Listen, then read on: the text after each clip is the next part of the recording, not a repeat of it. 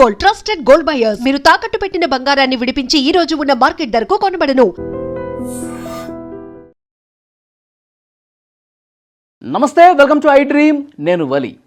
కాంగ్రెస్ పార్టీలో అసలు ఎప్పుడు ఏం జరుగుతుందో ఊహించడం కష్టం అండి. మంత్రి కొండా సురేఖ, మరొక మంత్రి సీతక్క, వీరిద్దరూ కలిసి ముఖ్యమంత్రి రేవంత్ రెడ్డి గారి నివాసానికి వెళ్ళారు. ఈరోజు రాఖీ పండగ సందర్భంగా ముఖ్యమంత్రికి రాఖీ కట్టడానికి వెళ్ళారు. మీరు స్క్రీన్ మీద కూడా చూడొచ్చు. కొండా సురేఖ ఎంత సంతోషంగా, ఎంత నవ్వుతూ ముఖ్యమంత్రి రేవంత్ రెడ్డికి రాఖీ కట్టారో కూడా ఈ దృశ్యాలు చూస్తే మీకు చాలా క్లియర్గా అర్థమవుతుంది. అంటే ఇక మంత్రి కొండా సురేఖకి కాంగ్రెస్ పార్టీలో వచ్చిన ముప్పేమీ లేదా, మొత్తం వివాదం మొత్తం సద్దుమణిగిపోయిందా? ఎందుకంటే పరకాల వివాదం తర్వాత ముఖ్యమంత్రి రేవంత్ రెడ్డి గారిని డైరెక్ట్గా వాళ్ళ ఇంటికి వెళ్ళి కలవటం ఫస్ట్ టైం. ఎందుకంటే ముఖ్యమంత్రి రేవంత్ రెడ్డి చాలా సీరియస్గా ఉన్నాడు కొండా సురేఖ మీద, కొండా సురేఖ కుమార్తె చేసినటువంటి వ్యాఖ్యల మీద చర్యలు తీసుకోవాల్సిందని చెప్పి ఆయన కూడా చాలా సీరియస్గానే ఆ పార్టీకి సంబంధించిన ఎమ్మెల్యేలు, మంత్రుల దగ్గర మాట్లాడినటువంటి పరిస్థితి ఉంది. క్రమశిక్షణ కమిటీ షోకాజ్ నోటీస్ ఇచ్చారు కొండా సురేఖకి. కొండా సురేఖ దానికి రిప్లై ఇచ్చారు. మా కూతురంటే నాకెట్లా అంటగడతారు, అది ఆమె వ్యక్తిగతం, ఆమెకు సంబంధించిన వ్యాఖ్యలు, దానికి నేనెట్లా సంజయ్ చెప్పుకుంటాను అని చెప్పి ఆమె రివర్స్గా మాట్లాడినటువంటి పరిస్థితి ఉంది. సో ఈ నేపథ్యంలో అసలు చర్యలు తీసుకోవాల్సిందని చెప్పి కొంతమంది మంత్రులు మాట్లాడారు. కొంతమంది ఎమ్మెల్యేలు అయితే డైరెక్ట్గా సిఎల్పిలో మీటింగ్ పెట్టి మాట్లాడారు. హైకమాండ్కి కూడా రిపోర్ట్ కూడా వెళ్ళింది. ఇక మొత్తం అయిపోయింది, చర్యలు తీసేసుకుంటున్నారు, మంత్రివర్గం నుంచి బర్తరఫ్ చేసేస్తున్నారు కొండా సురేఖని చెప్పేసి అన్నారు.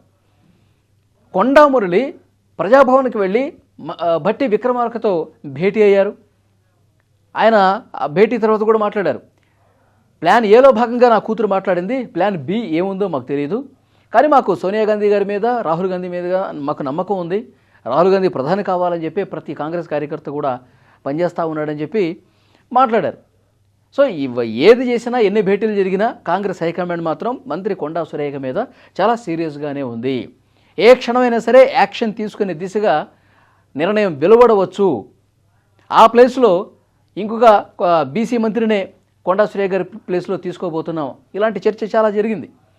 కానీ ఇప్పుడు ఆల్ ఆఫ్ సడన్ రాఖీ పౌర్ణమి సందర్భంగా ఒక బంగారు రాఖీ తీసుకొని చాలా సంతోషంగా, ఆనందంగా మంత్రి కొండా సురేఖ నేరుగా సీఎం నివాసానికి వెళ్ళి ఆనందోత్సాహాల మధ్య ఆ కుటుంబం మొత్తాన్ని కలిసి ముఖ్యమంత్రి రేవంత్ రెడ్డి గారికి రాఖీ కట్టి వెళ్ళిపోయారు. అంటే ఇప్పుడు మొత్తం వివాదం క్లోజ్, కథ సమాప్తం, మళ్ళీ యాజ్ యూజువల్గా పనిచేసుకునే పరిస్థితులు, అలాంటి ఒక సానుకూలమైనటువంటి వాతావరణం క్రియేట్ అయినట్టుగా ఈ వీడియో చూస్తుంటే అర్థమవుతుంది. సో ఇక్కడ ఈ నవ్వులు, ఈ ఆనందాలు, ఈ సంతోషాలు, ముఖ్యమంత్రి ఫేస్లో కూడా ఫేస్ కళకళలాడిపోతుంది. మంత్రి కొండా సురేఖ ఆ కూతురు చేసిన వ్యాఖ్యలు, ఈ మధ్యకాలంలో జరిగినవన్నీ కూడా ఏవి కూడా ఫేస్లో ఎక్కడా ఎవరికి కనిపించట్లేదు. చాలా సంతోషంగా, ఎందుకంటే ఈ కార్యక్రమం అలాంటిది.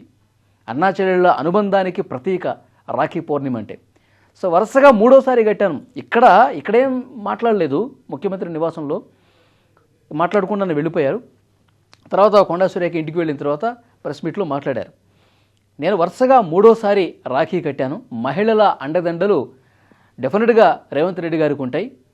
మహిళల ఆశీస్సులు అన్నీ కూడా రేవంత్ రెడ్డి గారికి అంది, మహిళల సపోర్టు ఆయనకి ఉండి ఆయన సుభిక్షంగా పాలన చేస్తారని కూడా చాలా పాజిటివ్గా మాట్లాడేటువంటి పరిస్థితి ఉంది. సో మూడోసారి నేను రాఖీ కట్టాను, బంగారు రాఖీ కట్టాను అని చాలా సంతోషంగానే ఆమె చెప్పినటువంటి పరిస్థితి. ఈ సందర్భంగా పండగ వాతావరణం నేను చెడగొట్టనో, ఎలాంటి రాజకీయపరమైనటువంటి వ్యాఖ్యలు చేయను, కానీ మహిళల అండాదండ, మహిళల ఆశీస్సులు రేవంత్ రెడ్డి గారికి ఉండాలి, ఉన్నాయని కూడా కొండా సురేఖ చాలా పాజిటివ్గా రియాక్ట్ అయినటువంటి పరిస్థితి ఉంది. కాబట్టి ఈ సంతోషాలు, ఈ పండగ వాతావరణం, ఈ కోలాహలం ఇదంతా చూస్తుంటే వివాదం సద్దుమణిగిపోయిందా? కొండా సురేఖ మీద ఇక ఎలాంటి చర్యలు ఉండవా? ఆమె మంత్రి స్థానం అనేది ఇంకా పదిలంగానే ఉందా? మొత్తం ఈసారి ఇక నుంచి ఎలాంటి వివాదాస్పద వ్యాఖ్యలు, ముఖ్యమంత్రిని పూర్తిగా అవమానించే రీతిలో, ముఖ్యమంత్రి ఆ ఇమేజ్ని డ్యామేజ్ చేసే రీతిలో ఏదైతే కూతురు వ్యాఖ్యలు చేసిందో దానికి ఆమె ఏమన్నా క్షమాపణ ఏమన్నా వ్యక్తిగతంగా చెప్పుకున్నటువంటి పరిస్థితి ఉందా? ఇవన్నీ కూడా తెలియదు. కానీ సో ఈ వాతావరణం చూస్తుంటే మాత్రం మొత్తం మళ్ళీ కాంగ్రెస్ పార్టీలో ఈ వివాదాలన్నీ కూడా సద్దుమణిగిపోయి అంతా సాఫీగానే పరిస్థితి ఉంది అనేది మాత్రం క్లియర్గా అర్థమవుతుంది. సో హైకమాండ్ నుంచి డెఫినెట్గా ముఖ్యమంత్రికి, పిసిసి చీఫ్ మహేష్ కుమార్ గౌడ్కి సో ఇన్ఫర్మేషన్ వచ్చి ఉంటుంది. ఏం చేద్దాం, మీరు తీసుకున్నటువంటి డెసిషనే ఫైనల్, అని చెప్పి అడుగుంటారు హైకమాండ్. మల్లికార్జున ఖర్గే నుంచి, రాహుల్ గాంధీ నుంచి, కేసీ వేణుగోపాల్ నుంచి వీళ్ళందరూ కూడా అడుగుంటారు. సో ఫైనల్గా ఏమన్నా రిక్వెస్ట్ చేసుకున్నారా? బట్టి విక్రమార్కతో కొండా మురళి కూడా భేటీ అయ్యి మాట్లాడారు కాబట్టి, ప్రస్తుతం ఈ సంతోషకరమైనటువంటి వాతావరణం ఉంది కాబట్టి ఇంకొక ఛాన్స్ ఇచ్చి చూద్దాం. ఇప్పుడే ఉన్న పళంగా మనం ఎందుకు నిర్ణయం తీసుకొని వేటు వేయటం ఎందుకు, మళ్ళీ కాంగ్రెస్ పార్టీలో ఈ లేనిపోని గొడవలు, ఈ అల్లకల్లోలం మనకెందుకు, ఇంకొక అవకాశం ఇచ్చి చూద్దామని కొంతమంది కాంగ్రెస్ సీనియర్ నేతలు కూడా చెప్పారా? రేవంత్ రెడ్డి కూడా తన మనసును మార్చుకొని, తన మనసుని ఇంకొంచెం ప్రశాంతంగా ఉంచుకొని ఇప్పుడు వేటు వద్దులే అనేమన్నా భావించారా? దాంట్లో భాగంగానే ఆ సమాచారం కూడా కొండా సురేఖకి చేరినటువంటి నేపథ్యంలో ఆ సంతోషకరమైనటువంటి వాతావరణంలో రేవంత్ రెడ్డి కలిసి రాఖీ కట్టి మాట్లాడారా? ఇంకా చర్యలు లేవా? సో ఇదే చర్చ జరుగుతోంది. సో ఏదేమైనప్పటికీ కాంగ్రెస్ పార్టీలో ఎప్పుడు ఏం జరుగుతుందో ఊహించడం కష్టం. అంతర్గత ప్రజాస్వామ్యం, అంతర్గత స్వేచ్ఛ, అంతర్గత అది స్వాతంత్రం కాంగ్రెస్ పార్టీకే సాధ్యం. కాంగ్రెస్ పార్టీలోనే ఇది ఉంటుంది. వేరే పార్టీలో ఎక్కడ మనం చూడం. ఇప్పుడు కేటీఆర్ని ఎవరన్నా ఆ పార్టీలో ఉండి అనగలరా? అనగలిగి అందులో మనగలిగే పరిస్థితి ఉందా? అలాగే ఇక్కడ భారతీయ జనతా పార్టీలో ఈ పార్టీ ఆ పార్టీని కదా, ఏ పార్టీలో కూడా ఇంత స్వేచ్ఛ ఉండదు. ఇక్కడ కొండా సురేఖ కూడా కూతురు చేసినటువంటి వ్యాఖ్యలకు నాకు సంబంధం లేదు అని చెప్పి మరుసటి రోజే ఒక లెటర్ కూడా రిలీజ్ చేసి, నా వెనకాల ఏదో పెద్ద కుట్ర జరుగుతోంది, ఇంతమంది ఎమ్మెల్యేలు ఎమ్మెల్సీలు వీళ్ళందరూ ప్రెస్ మీట్ పెట్టి మాట్లాడారంటే ఒక అదృశ్య హస్తం పనిచేస్తుంది నాకు వ్యతిరేకంగా, దాన్ని తేల్చాలి, వాళ్ళ మీద చర్యలు తీసుకోవాలని చెప్పి కౌంటర్ లేఖ రాశారు. ఇది కాంగ్రెస్ పార్టీలోనే సాధ్యం ఇలాంటివి. సో ఏదేమైనప్పటికీ ఇక్కడ ఈ పండగ వాతావరణం ఉంది కాబట్టి, రాజకీయాలు ఈ టైంలో నేను మాట్లాడినని కూడా చెప్పారు కాబట్టి ఇక అంతా సద్దుమణిగిందనే కాంగ్రెస్లో ఉన్నటువంటి కార్యకర్తలందరూ కూడా చర్చించుకుంటున్నారు.